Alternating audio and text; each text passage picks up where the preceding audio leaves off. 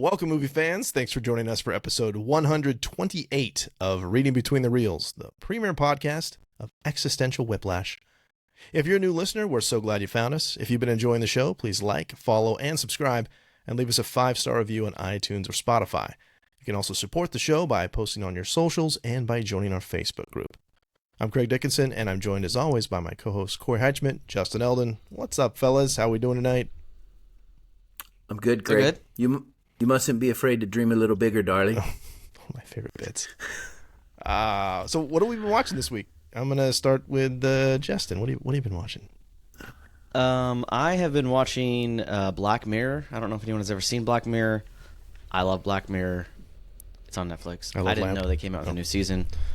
But it's basically like modern day Twilight Zone, where they take like one aspect of technology and like play it out into a future scenario and how that might wreck humanity. Cool. It's really good. All of the episodes like really high budget, and there's a bunch of cameos from people you like. I'd say I think there's 4 seasons or maybe 5. I forget. 7. 7. What? 7's coming out. I just saw there's a trailer for it. Oh, okay. So there's currently 6. I'd say Are of they all individual 6 seasons, shows?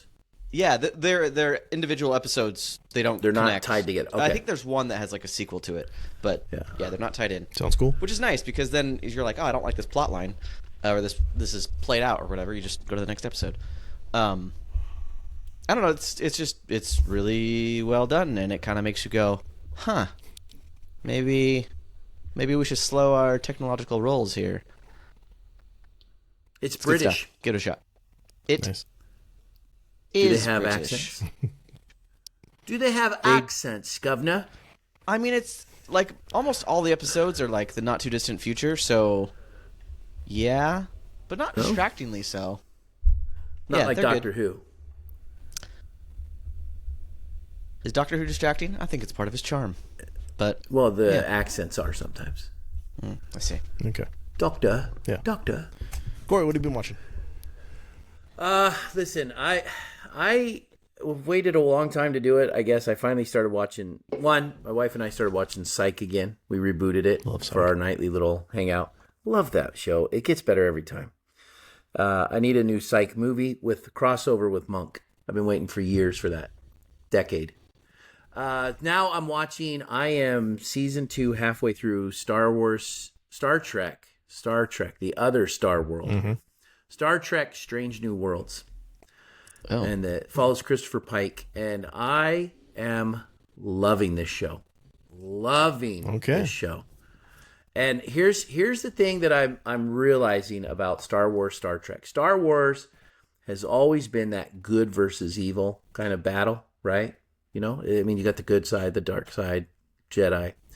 This is Star Trek is things that you would struggle with no matter what time period fit in that show.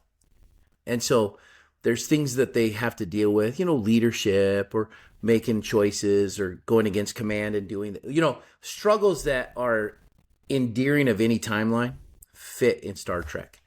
And social issues and social problems and struggles and all these things we have all fit inside a realm of Star Trek, just a future. Fancier toys, fancier ships, but still, they're dealing with the same things we are, and I love it. I've become a Trekkie. I may have to start a podcast on Trekkie stuff because I'm loving it so much. So cool.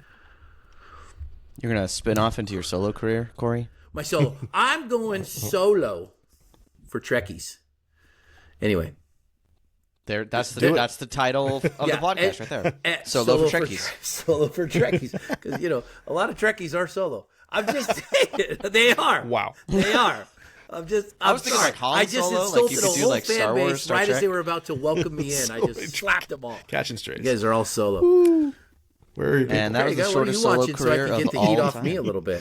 Well, I would say I don't watch TV as it comes on very often, but I'm watching a couple of shows right now that are coming on weekly, which I enjoy getting back into the swing of that. It reminds me of like my youth.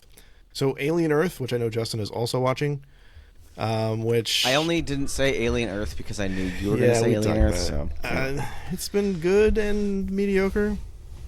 I'm hoping that it gets better by the end. I'm reserving judgment till the end.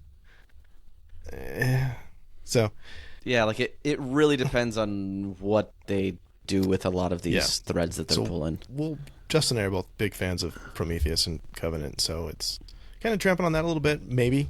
So I think when it's done, we'll need to kind of have a little bit more of a debrief. But so that I'm also watching Peacemaker season 2, which I've been enjoying for the most part because I love that universe and I like John Cena and I think he's pretty good in it.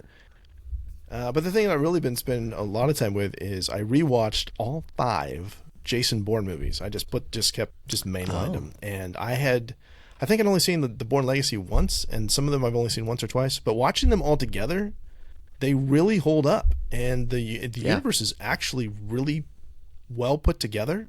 And I love seeing. Why haven't we discussed this, Craig? Yeah, we need to. That's why I didn't want to many thoughts. Yeah, well, I think let's talk about it at lunch tomorrow. I didn't want to talk about it before we got on the show. Just wanted to have that be kind of an organic thing. But no, I'd only seen the most recent one once. So if you haven't watched the Jason Bourne movies in a while, I mean, some of the tech looks a little dated, but the action is great. There's an amazing car chase / motorcycle chase in every single one of them. The score is great. Well, and I don't think any movie in that series falters. They're all great. I think probably the most recent one a little bit, but he's getting kind of old. And Tony Gilroy's been in the news a lot because of Andor, and he wrote the first 4 and directed the 4th one. He's not involved with the 5th one, but there's his fingerprints are all over that. So if you liked Andor, if you liked some of his other stuff, obviously he worked on Rogue One. Michael Clayton is the one. So great show, great movie. Movies. So I enjoyed those thoroughly. Worth a rewatch for sure. Yep. Yeah, good stuff. So tonight, though, we are back to our series on the films of Christopher Nolan, and we are going to begin to tackle Inception from 2010. So, fellas, let's go ahead and kick off with our overall thoughts on Inception, Christopher Nolan's Inception from 2010. And whoever wants to just jump in. Well, so we decided to make this a 2-parter because we can't do this movie justice. There's too many layers, so much going on. And I know the major criticism of this movie is that there's so many plot holes,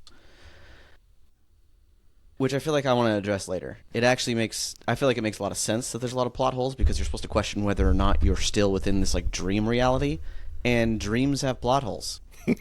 That just adds to it. I don't know if that's intentional or not, but I'm gonna live with it. And the movie is fast paced, and it doesn't get hung up on details. It focuses on the big picture, the theme of the movie, which to me is more people call it a heist movie, but I feel like it's more of a psychological thriller where you're asking yourself, how often does our memory and our experiences and our past sabotage our own greatness? I feel like that's the whole thing.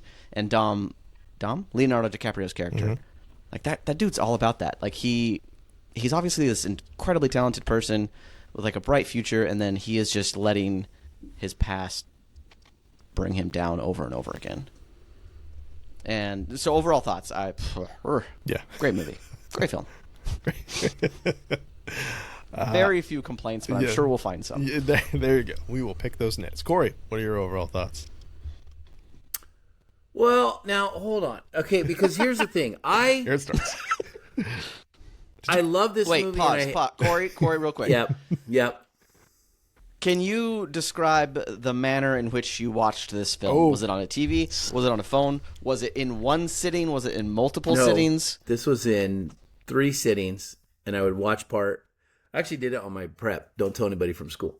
I did it on my prep. I'd watch a part, and then the next day I would go back and start a little bit, and then part. And then I'd come home and watch part. Yeah. I guess I did over a couple sittings. That's fine. I've done that many times. Yeah. But the thing sometimes I it did, helps digest. Well, and it allowed me to kind of go back a little each time and overlap a couple scenes that I didn't get. So let me explain this about Christopher Nolan that I realized. One, I think the guy has an absolute endless, when he got to this movie, he made Memento, he made Prestige, he made The Dark Knight, right? And then he made Dark Knight Rises before this. No, Dark Knight Rises So after like this. Rises is after this. Yeah. Dark Knight and Batman Begins. Sorry. You know, 2 Batman films. Yeah. So, yeah. By the time he gets to this, everybody knows, man, this guy's a thinker. This guy does, just deep cerebral stuff. And so he goes and makes this movie. I don't even, what's the runtime on the movie? 148 minutes. Yeah, ridiculous. Okay? Because it's it won't be the last one like that. Yeah. No, I know, but that's just what he does. Mm-hmm. He goes, most studios, especially DC, would come in and say, cut pieces out and say, you don't need this, you don't need this, you don't need this, and butcher up a film. Christopher Nolan, I don't think they do that. I think they look and go, 148 minutes? Are you serious? And he's like, yeah, that's what it takes to tell my story. And they're like, okay, it's Christopher Nolan. Yep. Like, and so let him cook. Let him cook. Yes. Because at the end, I love the movie because this is not a one-watch movie. You have to watch this movie 2, 3, maybe 4 times before you really kind of get a sense of where you fall in the stories, right? Like what you believe. But I also hate that because I can't sit myself down and watch a 148-minute movie 4 times before I can figure out where I'm at. So, I mean, but that's him. He does complex rules. He does hardly any hand-holding throughout the whole thing to make it obvious for you. As we all know, we're still debating it all these years later. Yep. But he gets a maximum payoff on it. So I think it's great. I love to watch it. I got more out of it this time. I definitely have some different theories now than I did the first time I watched it. I'm probably going to have to watch it again, but I don't know when, if I have the energy to watch it again. Like, I'm worn out. I'm in limbo right now. I'm in limbo, and I'm just like, I got to go one more level down, and I don't want to. But I guess I have to. Beautiful. Oh, my gosh. So I had this actually much later, but it makes a lot of sense to do it here. Is I heard a quote that said that this movie was like a metaphor for the film-going experience. So that's kind of what dreams are like. And I love that. Like that this movie is a metaphor for film too. Like, cause you kind of have to use your imagination and going through, and he's like bringing us into his shared vision. It's, I love the fact there's so many different, theories about this. Like nobody really has a firm grasp on it. Like we'll talk about the ending repeatedly. Like there's not a definitive ending, which you can debate. Like there's text evidence that you can pull from that to debate different things. But this is a film that, it reminds me a little bit of like, did you guys ever see Dreamscape from like the 80s? Dennis Quaid. It's like way back, but it's the same basic premise of,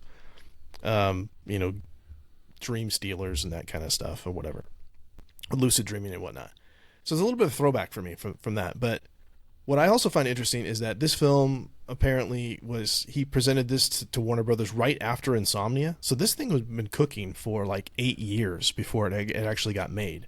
So this is like his original ideas are coming in the wake of like The Matrix and some of those. Well, there's a lot of virtual reality stuff talking about which reality is real and all that stuff. And yet somehow this movie feels fresh, because it comes out later, but it's also on a completely different wavelength. It's way more cerebral in certain ways. And you're playing with the time dilation, which won't be the last time that we do this. And I forget that this movie basically starts near the end, and most of this movie's flashback. Even that. Fantastic film, though. Just, I love it. Like, and this seems to be, I mean, obviously, we talked about in the last film, Heath Ledger wins an Oscar, and that's like the first Oscar for a Nolan film. He's been nominated, but this one wins 4 Oscars. Is nominated for 8. It was nominated for Best Picture, Best Original Screenplay. Didn't win those. Best Art Direction, Best Original Score, but did win for Best Cinematography, which we're going to talk about in a second. Best Sound Editing, Best Sound Mixing, Best Visual Effects, which, and they hold up. All of it does. I have a hard time believing. I think even like putting all that aside, you can look at the cultural impact of this movie. Yes. Like 15 years later. How is this movie 15 years old? I don't get it. Right? But 15 years later, it's still like dead center in a lot of conversations about films. Mm-hmm. Like it's right there. Yeah. As are a lot of Nolan films, but it's both like highly praised cinematically and like with awards, but also culturally, and it's still like very much within the zeitgeist. And I don't know, it would be really hard to pick what my favorite Nolan movie is, but if I had to pick one, I think I'd say this one. oh, this one feels so like everyone's pick though. You know, I feel like I got to be different. And say something else. You got to be hipster about that. And you're like, the but following it is my amazing. first, or just following. I feel like no. I need the Interstellar. This one is it's this one or Interstellar right now. I don't know. I'm excited to see what he does with the Odyssey. But that's Nolan, man. He hits epic tales, epic stories, and fills them with details that you don't know until you watch it again and again and understand him. Yeah. But then they age so well too because his love of practical effects. Yes, that cannot be overstated. And he keeps the crazy thing about this movie is like Nolan is known for keeping his movies very, very grounded in reality, and like this is all about dreams, not reality. And he's like, we're gonna keep it grounded. And even for a dream movie, it's fairly grounded. Like you don't see like any unicorns or like dragons or something in the dream world. Like it's all still there should be reality-ish. Then it should be in the Blade Runner universe. I would say this: this movie, they go into that dream from the plane with like an hour and 15 or 20 minutes left, like that, or it's like a solid, almost whole movie in itself, just on the plane, dreaming whole cycle to the end, right? Like that's a ton of time. That's not just here's a climax and then we're done with resolution. That's like we're here and locked in for an hour and 20 minutes solid like this, trying to figure out every little detail. Yep. Well, and the pacing is very different and weird, but it works. Yes. Because for that hour plus, it keeps you on the edge of your seat that entire time. I didn't know what world I was in anytime I'm watching. Like in that hour, I was like, am I up? Am I down? Where are we going? Like just... Yeah. And for a movie with so much exposition, necessary exposition, like at no point am I bored by that. Or do I feel, all right, this is just an exposition dump. Whatever. Okay, you're going to try and explain. Like, I'm engaged the whole time. Okay, so I know we're off script here. No, we're fine. We don't have script. Off outline here. So Ariadne, she's a stand-in for the audience, right? Yes. Like she is there to exposition dump too. Mm-hmm. Which is strange because a lot of the other characters, like it makes sense with Cobb and Arthur, but like Saito, and just like generally it feels like this whole like lucid dreaming thing is almost like a well-known concept in this world. Yes. And they never really get into like, why does everybody know this? Like they go to another country, India maybe, and there's like that whole sorry. There's like that whole underground room where just like a ton of people are doing that, and it's like, you know what that reminds me of? It reminds me of John Wick a little bit, where there's like, hey, there's whole subculture right below the surface that you didn't know about. But they don't make a big deal about it. Like she doesn't know about it, but there is a lot of people that know about lucid dreaming that work and this technology that apparently was secret military tech. Wait a minute. Okay, now hold on. Was that real? Was what real? That was all the real world. That was the real world. Him flying into India and going. That's this. Okay, here's the question. We're still on overall thoughts here. We got to start talking about the tops and the where we at and we fall. That's the most important thing on this movie that we got to talk about. Where do we all fall? Because I'm lost. I got two theories and both of them work. Yeah, I want to kind of save some of that for the end of the next show. Doggone it! You got me. So let's dig. Well, I'm sure that's going to come up naturally, but let's dig into some of the finer details, as Justin alluded to. And so cinematography, for which it won an Oscar, some composition, camera work, color stuff. What are some of the things that we pulled out and noticed this time, and what do we think it means? I don't want to talk about that, Craig. I want to talk about theories. We will. There's time later, but let's dig into this. I know. I'm just going to jump in and go first here. That's like baiting the hook. So Ariadne, right? Mm-hmm. I already mentioned how she's, the stand-in for the audience, but you know that not only because of the massive amounts of exposition dump she gets, which don't feel tacked on, like they feel semi-natural. Like sometimes exposition dumps, I'll just be like, nah, I see that you did the thing. I don't feel like that with this movie, but she's almost always in every single scene standing like dead center of the frame, or sitting dead center of the frame. Mm-hmm. Whereas other characters, especially Cobb, is usually off to the side. Interesting. Even though, like, he's a big name actor, and I don't know if that's to like perpetuate this idea that he's like fractured in a way. Like half of him is still in this dream world with, you know, his love and whatnot, and just like how, I guess, like fragile his experience is. And then, like, you know, there's the obvious stuff with color. I feel like the dream worlds are always a little on, like, the warmer tones. Like warmer hues, warmer browns. Yeah. Things like that. I mean, actually, that's turned on its head when you go down deep enough into that snow. You know what? Scratch that. They're not warmer. Yeah. Well, Shut up. I think it depends. Like, you know, just to jump in briefly, but like the Saito's castle, which is in the first dream, in Saito's dream, but is also in Limbo, because that's from his mind, is super warm. Like, it's like golden hour. There's lots of gold in there. It's super inviting and super wealthy. Clearly, it's meant to indicate wealth and security. And Yep. But then we get the deeper level in like the snow fortress. Yeah. I understand the fortress, but the snow, maybe because the cold heart of his father. Oh, I don't know. I like that. I just pulled it out of my butt. Yeah, I thought the snow. Here's the thing about that. Like, I thought that snow represented they're going further down, and the less details you have in snow allows you to cover up a lot. Ooh, I like that. Like, you're down in the snow level, that means it's colder, it's darker, and not that it's darker like darkness, but it's more like, if you have grass and green and trees, you have to plan for all of those. Like, you create a full busy scene. You have snow, it's just white. It's like white noise. And then here's the base that I'm going to go to.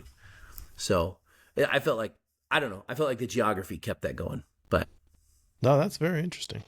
I wonder if we look at the dream worlds, do they get progressively less detailed as we go deeper into them? Oh, okay. So let's think about the first layer. What was the first layer of that dream? Well, that would have been first layer is the rain, right? Well, that's a lot. That's a lot. Street. Yeah, and then it's the hotel, and then it's the the water. You could probably say they get and there's detailed, whole cities and everything, details. and then when you get further down, it's the base, and then you go further down, you know, into their world that he created, right? But then you also get to Limbo, where Saito is. It's just that room. I don't see much else besides that room. Yeah. Sounds like a rewatch. It's getting smaller and smaller. See, this is what I'm talking about. Well, then additionally, when you get into Cobb and Mal's world, that's super basic, right? Yeah. Very minimal architecture. Yeah. It's the same thing repeated over and over. Yeah. Anyway. Yeah. Corey, you have some composition stuff you want to talk about? Yeah, for composition, I thought some of their camera work that they did and some of the stuff they did, especially the rotating corridor, was phenomenal. Love it so like much. how they layered all that, and that was practical effects stuff. Yes. I mean, that's not CGI and him moving like Spider-Man up and down. That's an actual set. They rotating, built that thing, and yeah. he has a steady cam on it. I mean, it's phenomenal. And then just some of the coloring in the whole movie. There's nothing that's really over bright. You know, it almost reminded me of a Matrix. You know, where you're in the world of the Matrix, it's always a green hue. I felt like this was always a muted, nothing too bright. You didn't see hot pinks. You didn't see bright reds. You didn't, you didn't see all of that stuff. So, kind of nostalgic type things. So, anyway, and then I love the slow motion stuff they've got going on. He hits those in such the good spots where there's just slow motion. The car or the van coming off the bridge. Yeah. And we keep going back to it, and it's just. It just the time dilation thing, yeah. Yes, and it's just incredible because what it is he's using the camera and he's using the art of what he's doing with the camera to tell the story and emphasize there's time dilation here. 10 seconds here is 15 minutes here, an hour here, a year here. So. Nolan does it, man. He brings in all the components to tell his story, not just here's the script and you're going to follow it. Nice. Well, I had a couple shots that I wanted to talk about. One of them is an exposition thing, and I'm gonna have to go back and look at it. I can't remember if Ariane is in the middle or not, but she's in the scene with Arthur and Dom, and this is the scene they're talking about explaining the origin of the tech. and what's about how it used to be. It was designed for the military to use it as a training program for soldiers to safely kill each other.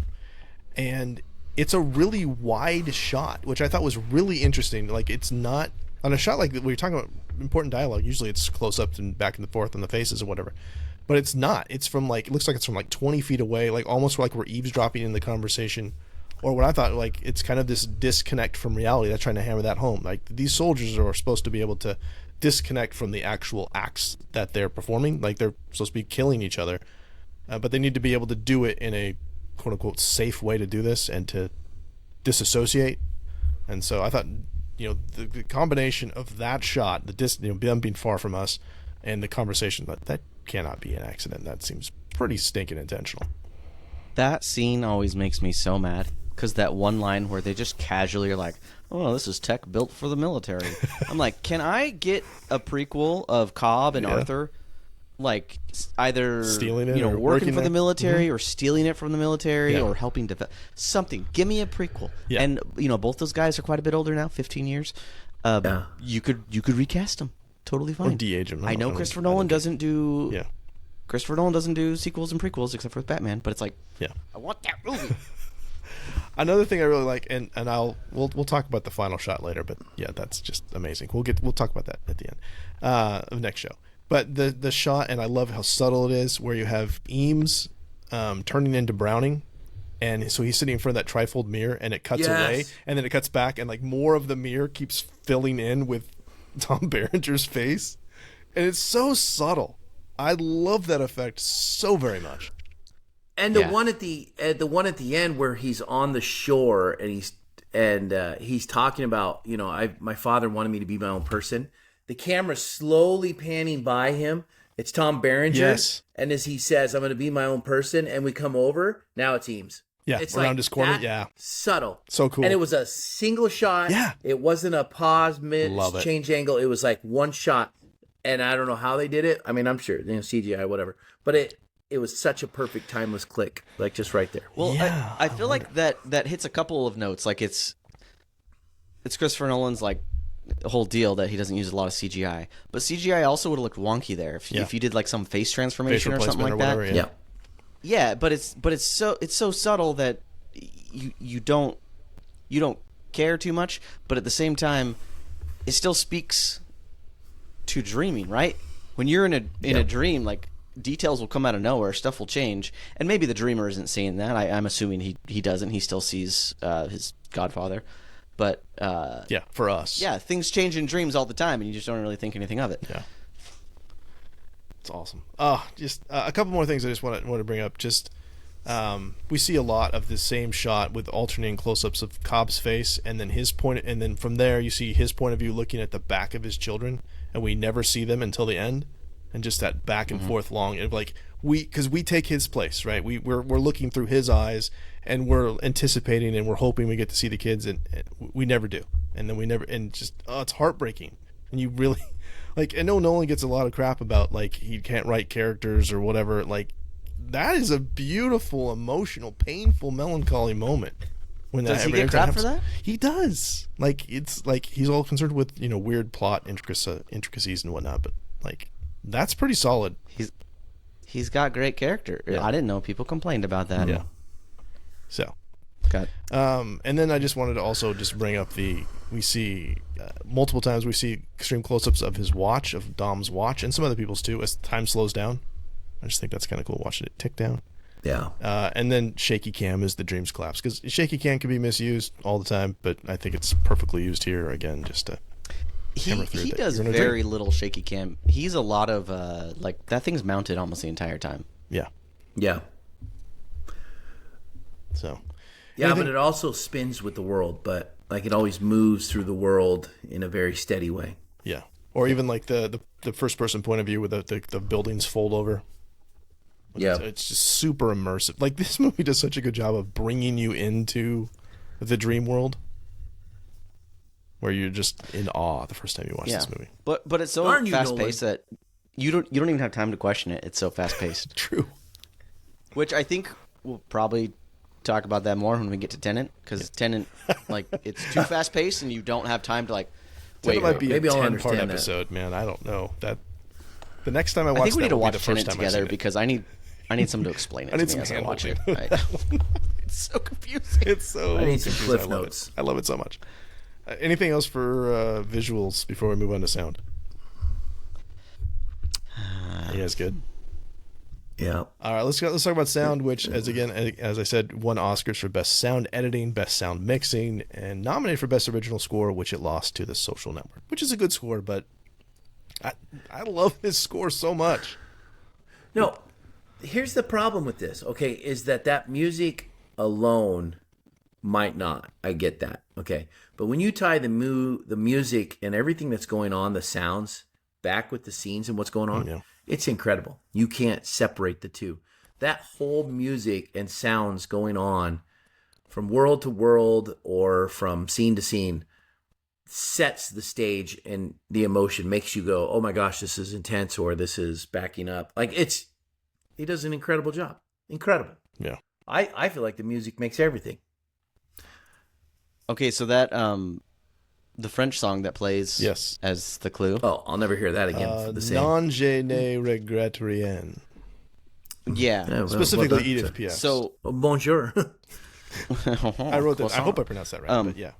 Oh, real quick, this one might help. What that translates to is, no, I regret nothing.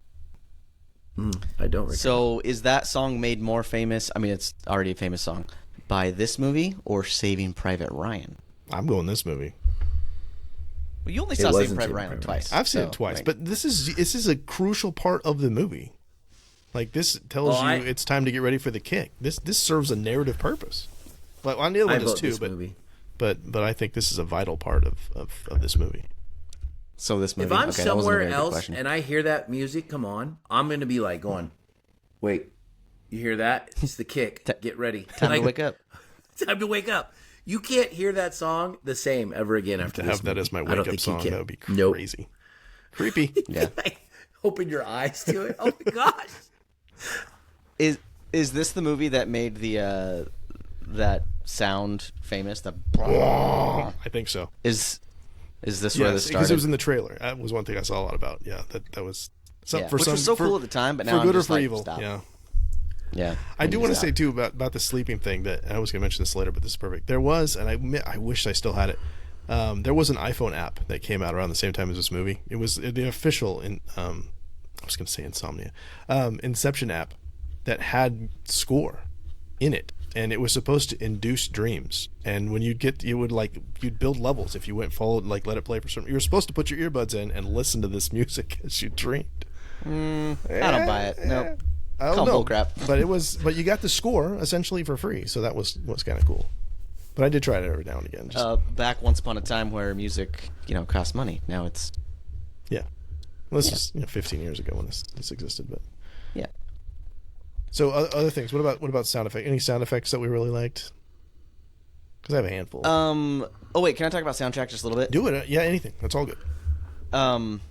As we know, I'm not one to notice the soundtrack. I feel the emotion, but I don't notice it. But I think Nolan is just so good at when not to play the music, right? Ooh. When to cut it for the emotional effect. For example, when Mal. Oh yeah, brutal. Jumps. It's silence, pure silence. But he uses that as a weapon for the audience, and that scene is rough. And oh man, Leo's acting in that scene you don't ever see his wife die, but you feel that pain and emotion. Oh, that's top notch acting right there. Goodness, I just love.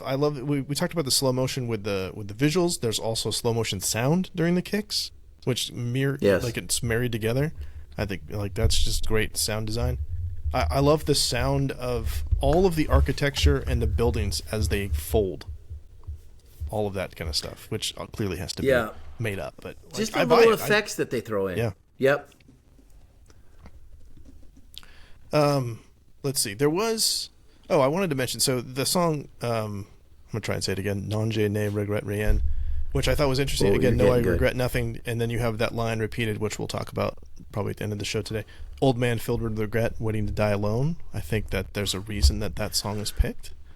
Well, obviously there was a reason, but I think that matches up beautifully with that theme we keep hearing over and over again about regret, and where we see. One thing I wanted to know about what you thought, Justin, was so.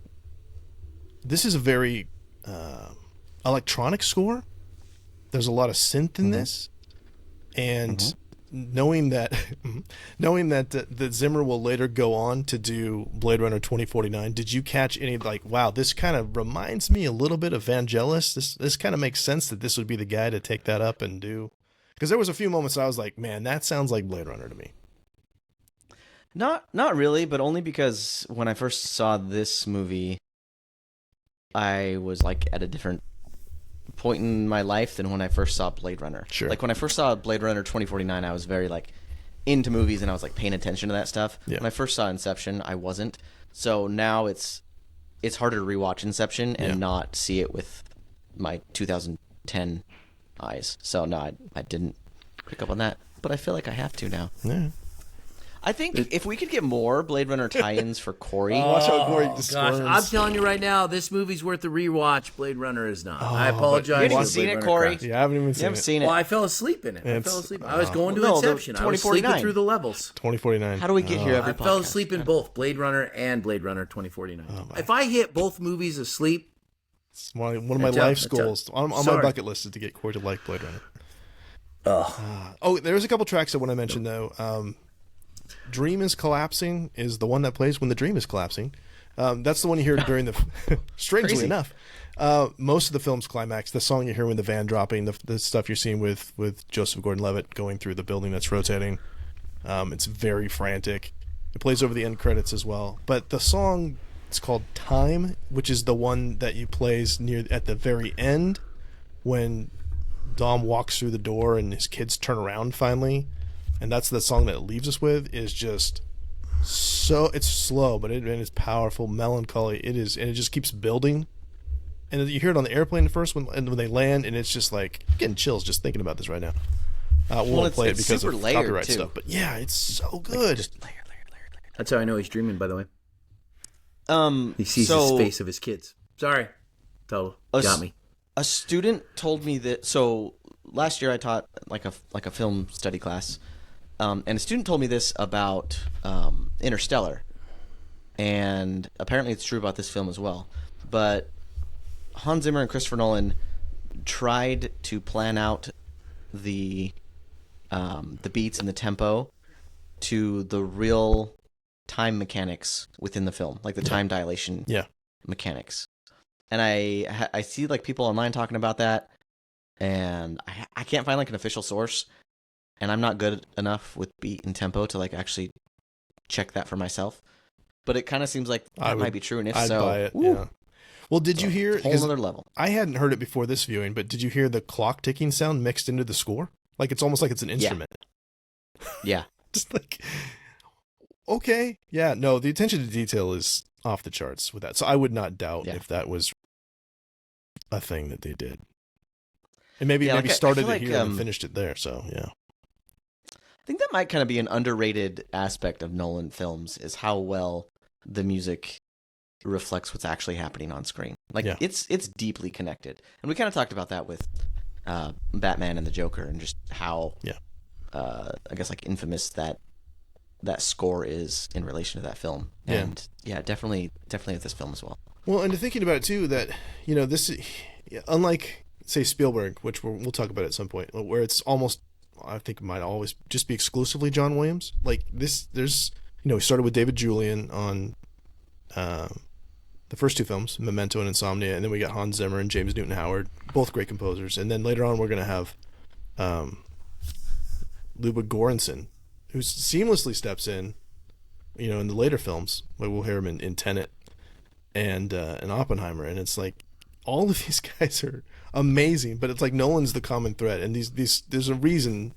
that these scores all fit the film so well. And like, yes, he's picking people, but it seems like he's a guy who definitely would have his hand in every little thing, and regardless of who the composer is, it fits so well what's going on visually. I've always wanted to know, like, someone give me some background. Maybe there's a documentary. How much interaction and, like, I guess communication the director has with the composer, and like how much, I guess, direction they are given.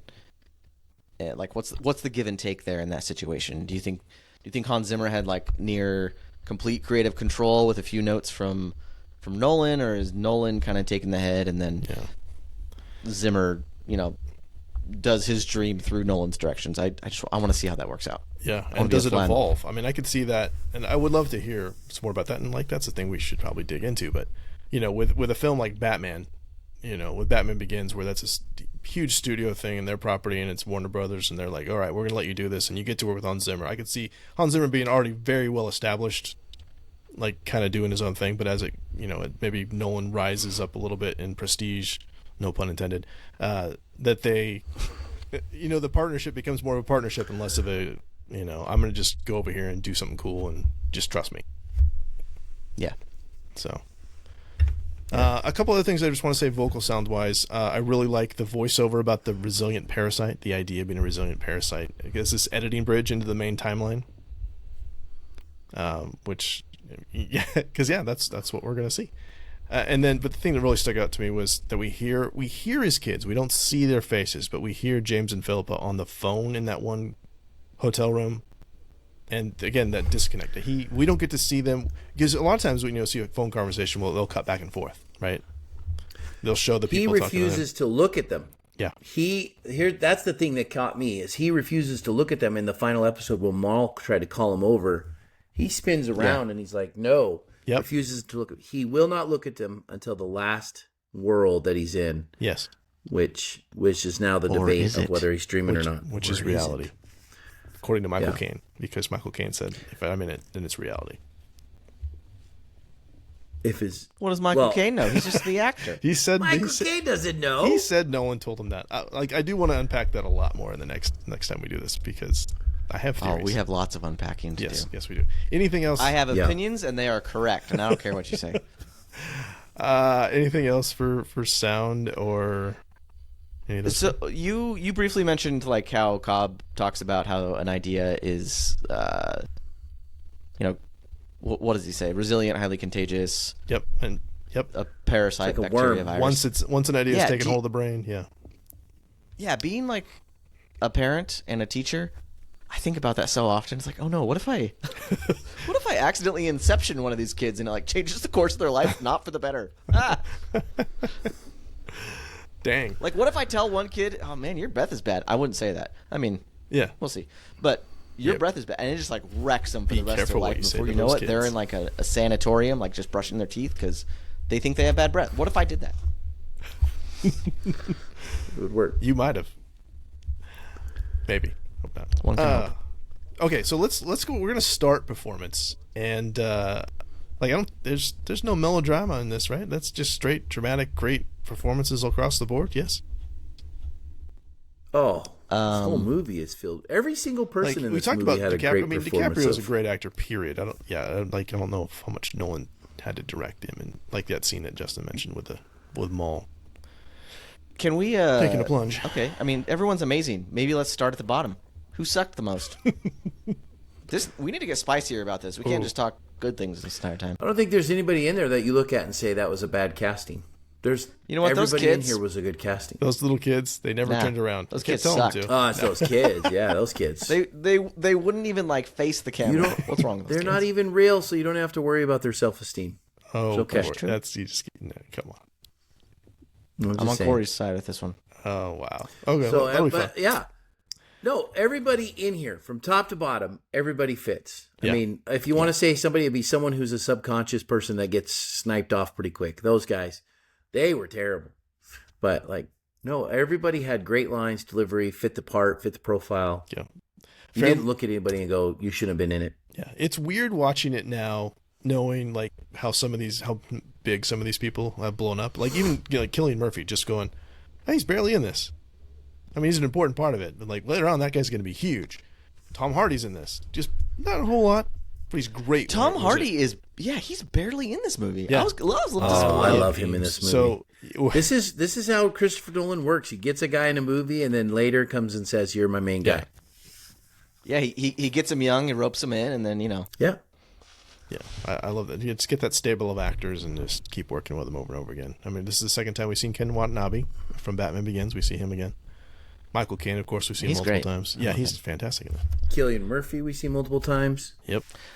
Yusef, what is he in? Tom Hardy. He's in He's in Avatar. That's right about the same time, right? That was like a year or two different. Yeah, he didn't really go anywhere. I don't have his name. Dilip Rao, I think, is his name. I was going to talk more about that later. Oh, he's in Mr. Robot. Nope. No, well, one episode. Okay, I was thinking of something else. What about the kid that plays? Oh gosh, I just blanked on his name. He ends up being Dick Grayson in The Night Rises. Spoiler. Joseph Gordon-Levitt. JGL. Yeah. Justin Gordon-Levitt. Yeah, he's great in this. Arthur. I love that guy. Yeah. He's great. Yeah. He's great in this. So quotes. Let's do that to kind of. We're running a little bit long. I know we had some hard outs tonight. Yes. So, couple. Let's start with one each.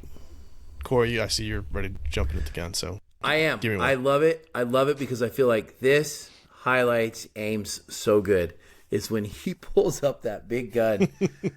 And Josh Gordon-Levitt looks at him, and then he says to Josh, he says, Jason, you mustn't be afraid, he says, you mustn't be afraid to dream a little bigger, darling. Oh, yeah. Absolutely. The way Tom Hardy delivers it, it's almost a Bane cleverness line, like how he says it. It's just so good. He's got a little accent in it, and it just fits his personal. Because that's the part there where you look at and you go with him, and you go, this is a guy who's figured out how the dream world works, whether he was one of the soldiers or not, and is like, I'm going big. Everything I need, I'm going to overshoot what I want. You? Exactly. And then when he goes down into the world with the snow and the base, he is like super soldier mode. So, I think it just credits to him, his character and everything. So yeah, like next episode, I want to talk about his clothes because it fits also with the grenade. It's like everything he does is loud. Yep. Justin, you got a quote you want to share? Okay, not really. I got to complain. Can I complain? Yes. Yes. This movie's like super deep. Yeah. It's got layers. It's got a lot of stuff going on to it. It's got like real world connections that really make you go, huh, about your life. But there's not really like any good profound one-liners that you'd get out of a fortune cookie. I'd say that there are. There's really a few. Give me some, and then I'll comment on them and say I should have said that. I will give us one. All right, so back to Eames. And they go in Mumbai and they see those guys all hooked up to the dreams. And Eames says, they come here every day to sleep. And the guy looks at him and says, no, they come to be woken up. The dream has become the reality. Who are you to say otherwise, son? I can't apply that to my life. Ooh. Oh, well. Well, what if you could just go... Okay. All that tells me is I need to nap more. Like, So, all right. Okay. Yeah. I do think that a lot. Like a couple of years ago when I got one of those Quest like virtual reality headsets, and I mean now it's not as impressive as it once was, but yeah. I'd put that thing on and I'm just like, what if I just lived here the entire time? And like I feel like we're gonna get to that point in reality, just like Ready Player One, style, where reality doesn't matter. It's where you go, virtual reality. Yeah, your focus determines your reality. As Qui-Gon once said. Oh, yeah, that is Qui-Gon. And your email signature. That's true. Well, I'll share one. So, it's a thing that we see repeated multiple times, where you have Maul says it and Cobb both say it. About you're waiting for a train that will take you far away. You know where you hope this train will take you, but you don't know for sure. But it doesn't matter. How can it not matter to you where that train will go? Because you'll be together. Which is the thing that, gets them out of limbo, to be able to just to trust that. But it's also kind of the thing that he keeps sucking him into limbo, in a way, right? Because that's the only place that he can be with Maul. So there's kind of this. It's not about the destination; it's about the journey. It's the friends that we've met along the way. That's the real treasure. Yeah. I counted a total of 2 jokes that Christopher Nolan put into this movie, which I think is double from any of his previous movies. What do you got? Both of them told by Arthur. So the one was when the guy is chasing him up the stairs, and then he falls down the stairs, and he's like, paradox. Oh. So that's joke 1, and then joke 2 was where he tricks Ariadne into kissing him. Yes. Which today we would call sexual assault. Well, there's another exchange with them. That's also funny, I think, where I remember 3 jokes. Wow. Yeah, well, Ariadne says, "Didn't Cobb say never to do that?" So now you've noticed how much time Cobb spends doing things he says never to do. It's great. Yeah, there's levity. I've also hit that point with my children where they're like, Dad, you told us not to do that. Why are you doing it? I'm just like, because you need to be better than me. Yeah. Don't do it. It's fine. Okay. So anyway, like we said, we're gonna pause here because this movie is just so dense, and we want to make sure we give it its due, not rush through it. So we do want to make sure that we give you guys all a chance to share your favorite quotes with us, if you have some from Inception. So that's what we'll end with. So right now we're gonna go ahead and wrap up, and we just want to say thank you guys so much for listening. If you'd like to connect with us, you can find us on X, Instagram, and Facebook. Email us at readingbetweenreels@gmail.com. or use the SpeakPipe app on our website. And if you enjoyed the show, please like, follow, subscribe, and be sure to leave us a 5-star review on iTunes or Spotify. This helps the show tremendously, absolutely helps us reach more people. So as we said, our next episode will be a conclusion of our breakdown of Inception, starting with a continuation of our look at the performances in the film. So send us an email or voicemail about your favorite quotes from Inception, and we will share them at the start of the next episode. I want to know who the worst actor is in the movie, too. Send us those emails. Let's do it.